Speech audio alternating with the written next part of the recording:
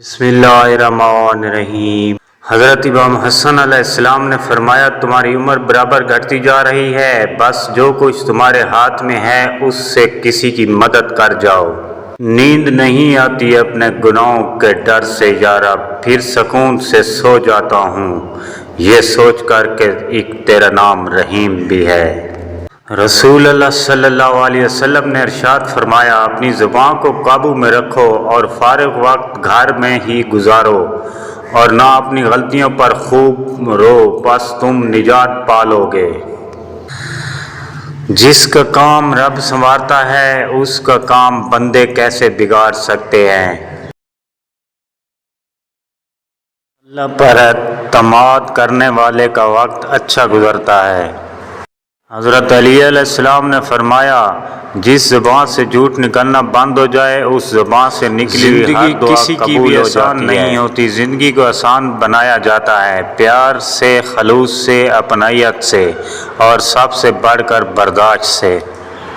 نیکی ہو کہ جس کے پہلے نہ ٹال مٹول سے کام لیا جائے اور جس کے بعد نہ ہی احسان جتلایا جائے۔ حضرت امام حسن علیہ السلام۔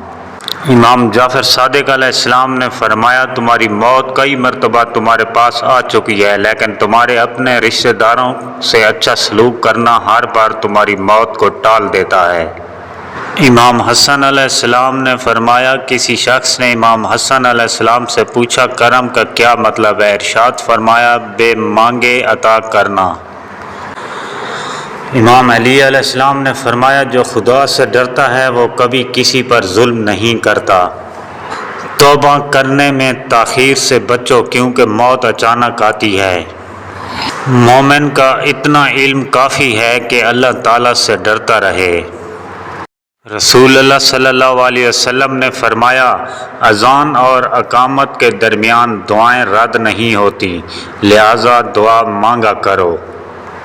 ساری تعریفیں اس خدا کے لیے ہیں جو بولنے والے کے کلام کو سنتا ہے اور خاموش رہنے والے کے دل کی بات جانتا ہے۔